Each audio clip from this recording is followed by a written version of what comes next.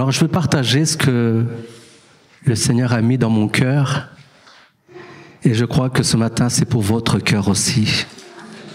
Alors nous allons ouvrir la parole de Dieu en Matthieu, dans l'évangile de notre Seigneur Jésus, selon Matthieu, au chapitre 11 et du verset 28 au 30. Alléluia. Matthieu 11, 28 à 30. Et la parole de Dieu nous dit ceci. « Venez à moi, vous tous qui êtes fatigués et chargés, et je vous donnerai du repos. Prenez mon joug sur vous et recevez mes instructions, car je suis doux et humble de cœur, et vous trouverez du repos pour vos âmes. Car mon joug est doux et mon fardeau léger. » Amen. Oh, alléluia. Gloire à Dieu. Nous voyons ici, frères et sœurs, tout d'abord, Jésus commence par inviter chaque personne à venir à lui. C'est une parole d'accueil, c'est une parole de réconfort pour ta vie. Et ce n'est pas n'importe quelle personne qui fait cette invitation. C'est Jésus. Il dit, « Venez à moi ». En fait, il n'oblige personne. Il invite tout simplement. Et nous voyons plusieurs passages dans la Bible où Jésus fait une invitation à venir à lui.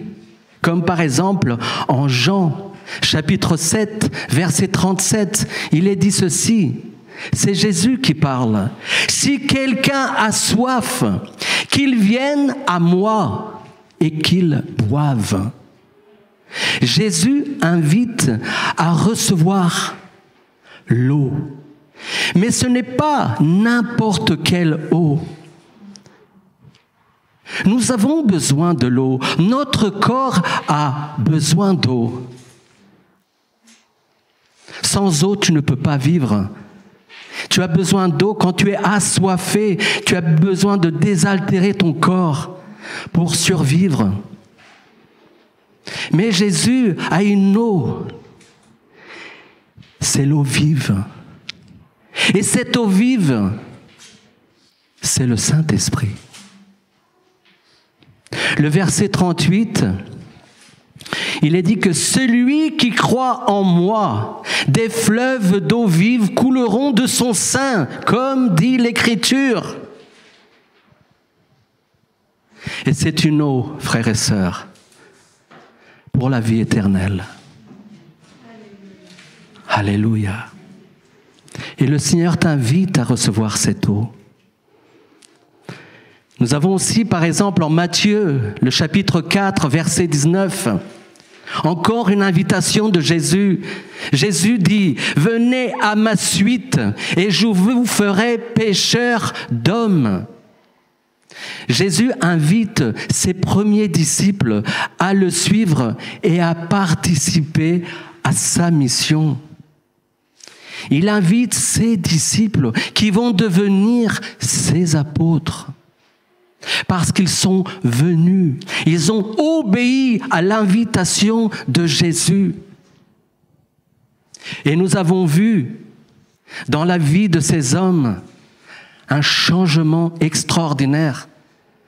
Les choses que ces disciples ont reçues, les choses que ces disciples ont vues, parce qu'ils ont obéi à l'invitation de Jésus, « Venez à ma suite ». Mes frères et sœurs, cette invitation ici, en revenant à Matthieu 11, Et surtout, écoutez bien frères et sœurs, et surtout pour ceux qui sont fatigués et chargés. Et cette fatigue est causée par le fardeau trop lourd qu'ils portent, qu'elle soit physique, morale et même spirituelle. Et j'aime, c'est vrai frères et sœurs, particulièrement la traduction de Paroles de vie qui dit ceci: « Venez à moi, vous qui êtes fatigués de porter un lourd fardeau. » Venez à moi, dit le Seigneur. Mais quels sont ces fardeaux qui pèsent et fatiguent autant? Quels sont ces fardeaux? Et là, j'ai plusieurs fardeaux, frères et sœurs. Par exemple, le fardeau émotionnel, la culpabilité, les regrets, la honte, la peur, le découragement. Et si tu as ce type de fardeau dans ta vie, eh bien, Jésus, il t'invite à déposer après lui ses poids pour recevoir le repos du cœur. Ce sont les fardeaux émotionnels. Mais il y a aussi les fardeaux de la vie quotidienne, qui sont les responsabilités, les difficultés, les épreuves, comme par exemple problèmes familiaux, le travail, la maladie, les soucis financiers. Et si tu portes ce fardeau, frères et sœurs, Jésus t'invite pour aider à les porter, mais pas n'importe comment. Il va t'aider à les porter, mais ça va être par sa force et par sa paix. Amen. Parce que, frères et sœurs, des difficultés, des responsabilités, des épreuves, on va les avoir toute notre vie. Mais le Seigneur, quand même, il veut t'aider. Il t'invite à venir à lui parce qu'il veut t'aider à les porter. Il ne veut pas que tu te charges toi tout seul de ces fardeaux, mais il veut t'aider et ça sera par sa force et sa paix. Alléluia. Et nous avons aussi les fardeaux, frères et sœurs, spirituels. Les charges religieuses et morales que certains imposaient à l'époque, comme par exemple nous le voyons dans la Bible, où les pharisiens exigeaient l'observance de nombreuses règles difficiles à porter. Et Jésus dénonce cela. En Matthieu, chapitre 23, verset 4, il est dit « Il lie », c'est Jésus qui parle, « il lie des fardeaux pesants et les met sur les épaules des hommes, mais eux-mêmes ne veulent pas les remuer du doigt. » Mais Jésus, lui-même, il nous invite à recevoir sa grâce. En Hébreux, chapitre 4, verset 16, il est dit ce fameux verset. « Approchons-nous donc avec assurance du trône de la grâce, afin d'obtenir miséricorde et de trouver grâce pour être secourus dans nos besoins. » Approche-toi, frères et sœurs, approche-toi. Toi qui entends ce message, ou peut-être que plus tard tu vas l'entendre, le Seigneur fait cette invitation pour que tu t'approches de lui, parce qu'il veut te secourir dans tes besoins. Et là, frères et sœurs, il y a un autre fardeau. C'est le fardeau du péché. c'est l'un des plus terribles, frères et sœurs, l'un des plus lourds fardeaux, parce qu'il est le poids de la séparation d'avec Dieu. Et l'adversaire veut que nous portions ce fardeau. Il veut que nous restions esclaves du poids de nos péchés. Il veut à tout prix que tu portes ce fardeau. Alors que la grâce de Dieu nous appelle à la liberté. Alléluia. Oh, à toi la gloire, Seigneur. Et Jésus, amen. Oui, Jésus vient enlever ce fardeau en offrant le pardon et la réconciliation à cause de son amour. À cause de son amour. Parce qu'il t'aime. Parce qu'il nous aime. Oh, alléluia. Il y a ce fameux verset dans la parole de Dieu, l'un des plus beaux, des plus merveilleux versets de la parole de Dieu. Et tu le connais, peut-être que tu le sais déjà. Jean 3,16. Car Dieu a tant aimé le monde qu'il a donné son Fils, unique, afin que quiconque croit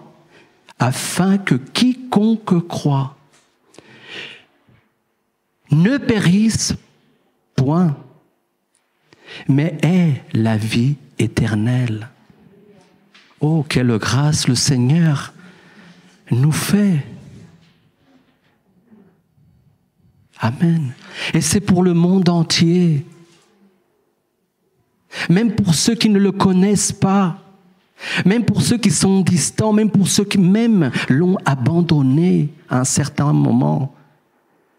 Le Seigneur nous aime. Amen. Il veut te donner le meilleur. Alléluia. Gloire à l'Éternel. Mais Jésus, frères et sœurs, qui est tellement bon en tout temps, est tellement miséricordieux. Il veut te donner du repos. Il veut que tu te débarrasses de ton fardeau. Quel que soit ton fardeau, il veut même faire un échange avec toi. Il veut faire un échange avec toi. Et il le dit dans sa parole. Prenez mon joug sur vous et recevez mes instructions, car je suis doux et humble de cœur, et vous trouverez du repos pour vos âmes. Car mon joug est doux et mon fardeau léger, nous dit le verset 29 et 30. Le Seigneur veut faire cet échange avec toi. Remets-lui ton fardeau. Et en échange, tu auras sa grâce, sa paix. Alléluia. Tu seras tranquille. Amen. Le Seigneur veut faire cet échange avec toi. Je ne sais pas ce matin ce qui se passe dans ton cœur. Mais le Seigneur, il connaît toutes choses. Et peut-être que tu te trouves dans cette situation. Peut-être que tu as un fardeau que tu traînes, qui est tellement lourd, qui t'opprime. Et tu traînes cela depuis peut-être des jours, des mois, peut-être même des années. Le Seigneur te dit, venez à moi. Débarrasse-toi à tout prix de ce fardeau. Tu as la solution. Et la solution, elle est en Jésus. Amen. En fait, le joug est une pièce de bois que l'on place sur le cou de 2 bœufs ou chevaux pour les atteler ensemble et tirer une charge. qui parfois était trop lourde, qui demandait beaucoup d'efforts et causait de la souffrance. Et là, Jésus veut faire cet échange avec toi. Oh, gloire à Dieu. Il veut que tu te débarrasses, que tu te décharges de ton fardeau et que tu le lui remettes. Que tu le lui remettes, ce fardeau et tout ce qui accable ton âme. Et en échange, il veut que tu prennes son joug. Parce que sous son joug, tu n'es plus esclave du monde, mais disciple du Christ.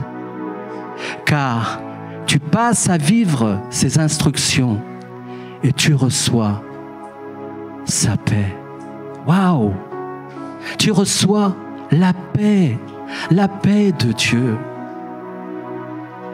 C'est ce que je disais au début, frères et sœurs, la paix de Dieu. C'est incalculable. On n'arrive même pas à comprendre. On parle de la paix de Dieu, mais c'est au-delà de nos pensées.